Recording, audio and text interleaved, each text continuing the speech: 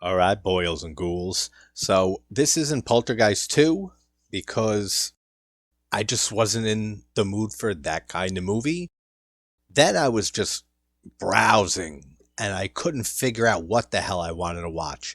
And I almost threw on Hobgoblins from '87. I don't know why.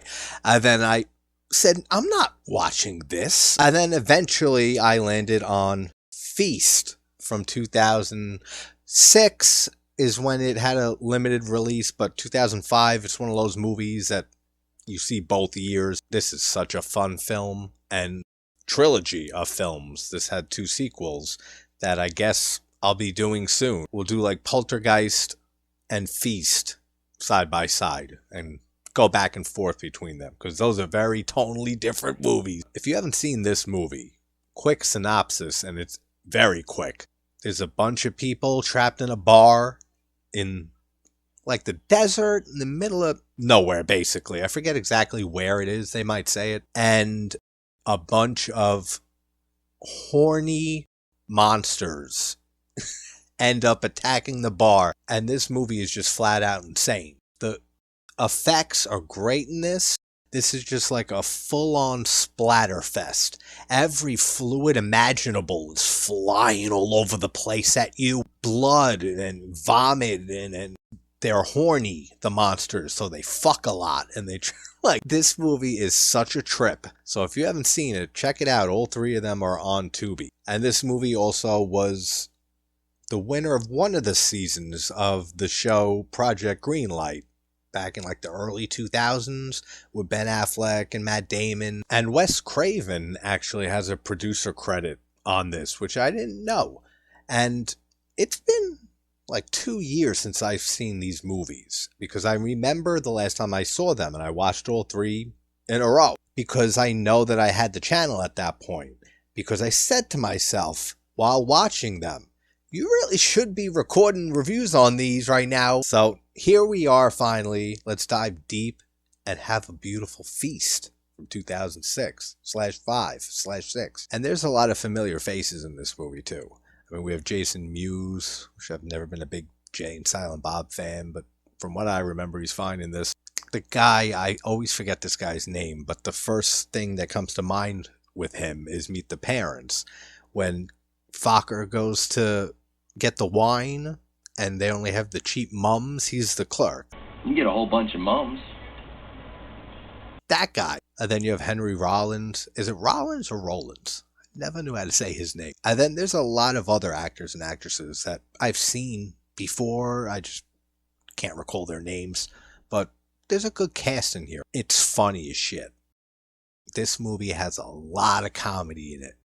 It's a splatterfest with a ton of comedy and a little bit of action. The same with the sequels. They all take place over the course of just like a few days here. I'm not sure 100% of the timeline, but I'm pretty sure it's only a matter of days because these monsters just start taking over everywhere eventually. So we start with a car crash that we see very briefly, and we see a hand come out, so we know they're still alive.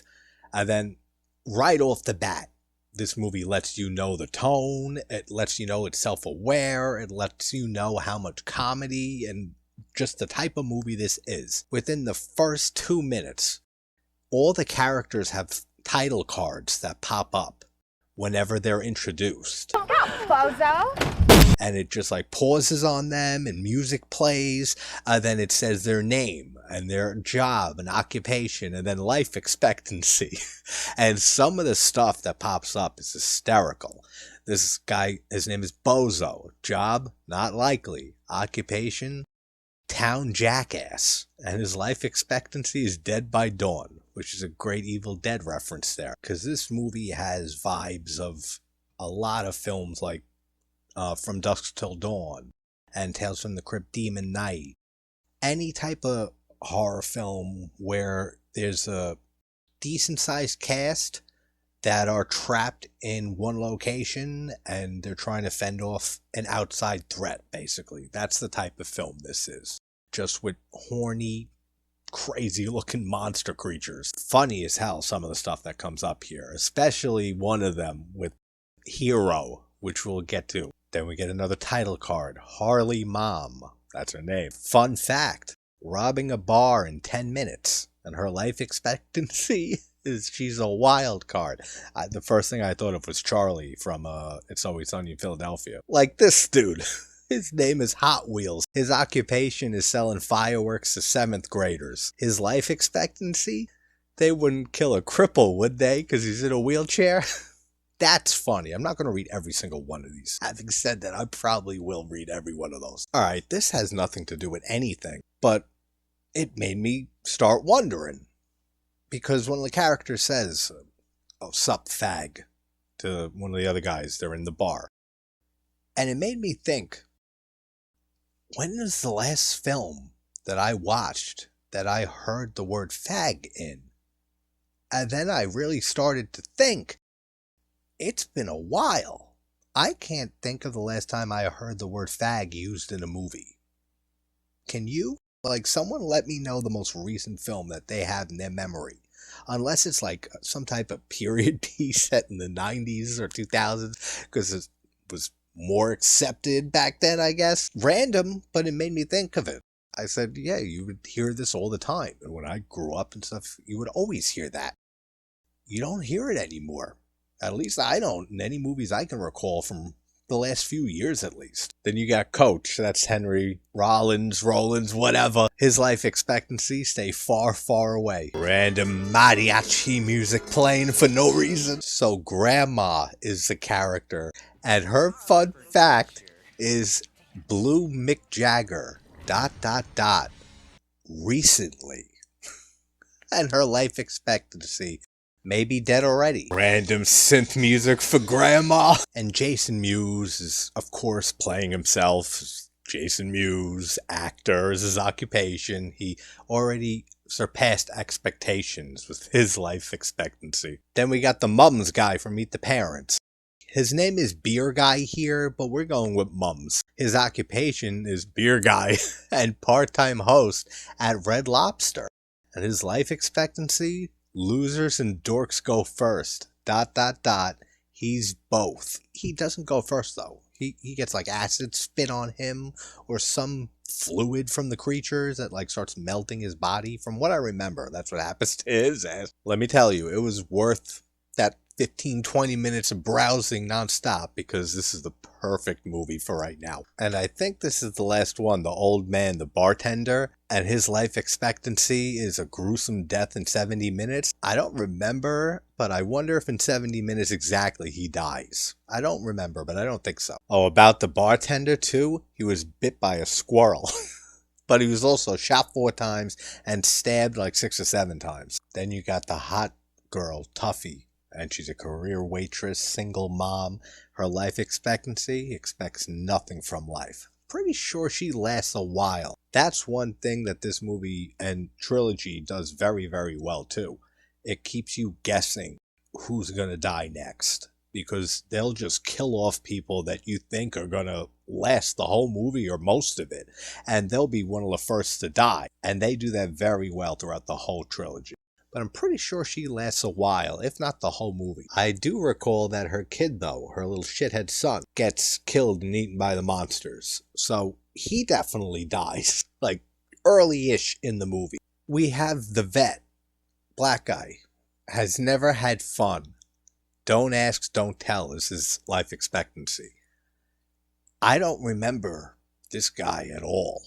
So I think he dies pretty early, but then I thought to myself, this is going to sound terrible if he like lives to the 3rd film and I totally forgot about him. It's not because he's black, I swear. I just forgot about him if he survives that long. Oh, then we got Honey Pie. That's right, the blonde. I think she survives too and is in the next 2. Doesn't she like abandon them at the end? And yeah, there's a lot of characters and this is a lot of time spent just introducing those characters, especially when a ton of their asses get murdered like really quickly into this. And then we see Cody, the son of Tuffy, and his life expectancy says a long, wonderful life, even though he gets murdered later. And then there's this old hippie, like angry douchebag character. I forget his name, he don't matter. And then we meet Hero, who comes bursting in the door. He survived the car wreck at the very beginning. And he's got a shotgun in his hand. His life expectancy is pretty fucking good. And they amp him up so much, he gives this huge monologue to everybody in the bar and says there's these creatures and throws the head of one of them. So they all see it. They all start freaking out, obviously, and they don't believe him, some of them, most of them. And then he just gets ripped out of the window by one of the creatures, and he's the first to die. That's too funny, because you got to see how they build this character up. Like, he's the ultimate badass, and nothing's getting in this guy's way. He already had a severed head of one of them, and then first to die. Call the cops, National Guard, townies, anybody who kicks ass, and get them out here. Any questions? Yeah. Who the hell are you?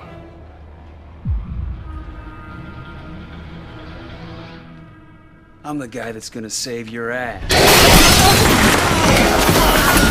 You hear that Wilhelm scream you get? And he gets decapitated, the body falls back in without the head, and the blood spraying on honey pie.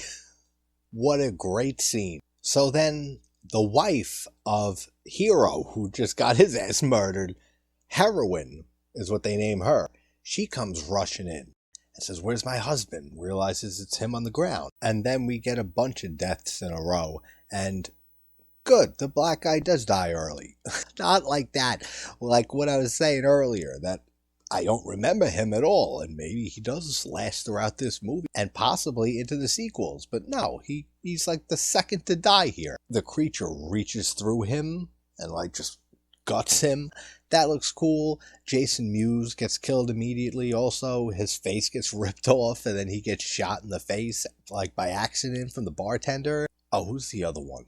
See, they're so forgettable. Was it worth knowing Harvey Mom? Was it worth knowing that she robbed a bank in 10 minutes? But Harvey Mom gets like her hand cut off or bit off, and she gets killed. So you got like 4 people dead right off the bat here. But they end up killing the creature and locking it in the freezer. So they think they're alright for a second, but then they hear the creature growling from outside the bar. The guy said that there's 4 of them, Hero.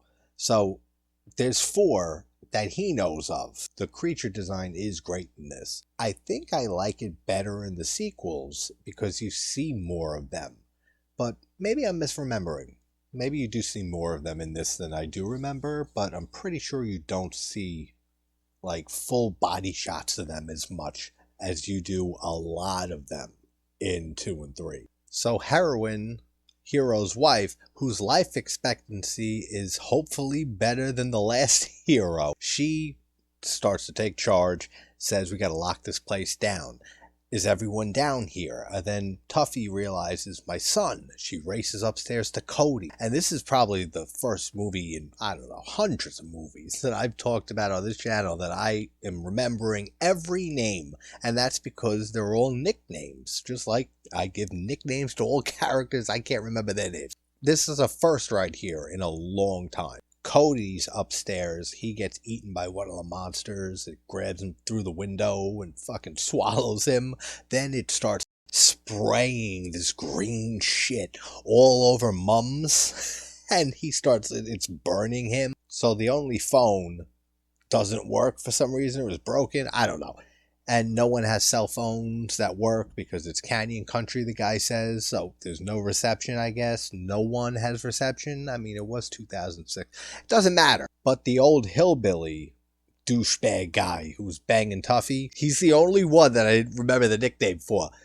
He has a shortwave radio, so he says that he'll use that. So they're going to try to contact help. So Coach has the brilliant plan of saying this is a battle of species, and we got to show that we're not going to take this shit. We got to be formidable. They end up taking what they realize now is the baby creature out of the freezer that they killed, and they throw it out the window, and they think that's going to show like, yeah, don't fuck with us. And then you see 2 creatures. You see one of them eat the dead young one. Then the 2 creatures start fucking each other. And then the mother gives birth within just right then and there. boom, within seconds, gives birth to another little baby creature. They obviously don't know what to think now. There's no way out of here, and these things could just fucking spawn offspring at the drop of a hat or the end of a bang real fast. And yeah, Mums, his face is fucked. His whole face, man. He's starting to deteriorate. He's freaking out saying that he's a monster. He's having a meltdown. And who could blame him? I mean, he got like green jizz all over him that's melting his skin. Fortunately, Mums doesn't have to live with that for too long because he gets his eye ripped out. That looks really cool. Then they split up stupidly. Some of them go downstairs looking for supplies. Then Bozo, right, is the one that goes for the radio, and he tries, radioing for help, and the monster appears. The bartender locked him in that room, and the key breaks off when he's trying to unlock it. So he's banging on the door. Some cool shots of the monster, then he charges at him, and he gets outside, the door slams, and the monster's cock and balls get stuck in the door. I swear I'm not making this up. It ends up flopping down the stairs, down to the main bar. And Hot Wheels, that's his name, right? The cripple, if not, it's a short-lived victory. He's wheeling around the monster cock on the floor. It's so insane, this movie. Oh, Mums is still alive. That's right. He lasts for a while, and his face keeps deteriorating. He's missing the eye. He's asking Honey Pie if it looks better, and she goes and pukes in the sink. They try to plan a diversion for a few of the others to get to the truck, so then they can try to fit all of them and get the hell out of there. And they see Harley Mom is still alive when Boss Man, that's the douchebag redneck, Boss Man and Bozo, almost forgot that one. They go to try to start this diversion. They find Harley Mom still alive, missing her hand. And they use her as bait. And it looks like this is what happens. It's so fast. But it looks like when her body's tossed out there, it shows a shot of her mouth open and like her looking up. The creature jumps on her and starts fucking her in the mouth. That's what it looks like. I swear. It's very fast, but that's what happens. It all fails like their plan, basically. They start fighting each other, Bozo and Boss Man. Stupid fucking names. And Bozo accidentally shoots, and lives up to his name, shoots heroin. And not like that, shoots the character. She ends up dying, and she mentioned earlier that she has a daughter. Her and Hero have a daughter that's still out there. So Boss Man gets fisted through. He's done for. Coach is a thing of the past. So we're only down to 4 or 5 people. Honey Pie ends up getting to the truck, and they're all like, all right, yes, she got there. Back it up to us. She does end up just leaving their asses there. She just drives away in the truck, and they are furious. Tuffy ends up getting renamed Heroin 2, which is hysterical. And the effects are just so good in this movie, and there's so much of them. Even though the creature design, like I was saying earlier, you do see more of the creature, or creatures, in the third act here in the movie, near the end, but you see them much more, like I remembered, in the sequels. Like, full shots of them. Here, they try, and they do a good job of hiding them as much as possible, and leaving it up to your imagination until you finally do see, like, the creature in the end here. Buffy / Heroin 2, she has the gun, right? She goes to shoot it in the head after it just crushes Mums' head. So he's gone. And that looks really cool too, effects-wise. She has no bullets, so she just starts repeatedly smashing this creature in the face. And then she takes her arm, shoves her entire arm down its mouth, and suffocates it. And it's puking up stuff, like I said, every fluid imaginable in this movie. So Tuffy, Bozo, and Hot Wheels get out of there. They get in the car. They survive. And from what I remember, I know Honey Pie for sure is in the sequel. I forget if the three of them, I don't know if they're back in the sequel. Bozo might be, but I'm not sure. But Honey Pie is absolutely in 2, and I believe in 3 also. What a fun movie. Feast from 2006. I guess Feast 2 and Poltergeist 2 will be the next 2 videos. Hope everyone's having a good morning, afternoon, or night. I will talk to you soon. Take care, everybody. Every bodily fluid you could imagine is thrown around on the screen from the monsters, people being... We're going to dive deep and have a feast from 2006. But this movie was from... Why is that so funny? Grandma, one of the characters here. Her fun fact, 90% of the people's names of the actors and actresses. So Grandma's fun fact. Then we got Beer Guy. That's Mums. I do believe her little shithead kid gets killed by one of the monsters. And yeah, this is a lot of time just describing a long, full, wonderful life or some shit like that. Then he just gets ripped out the window. Then... I can't say that, can I? Alright, fuck it, just go for it. Then a few people die really quickly, and see, good, this black guy does die. You see the creature eat its baby, the dead baby they threw out. Then the 2 creatures start fucking. And then they give birth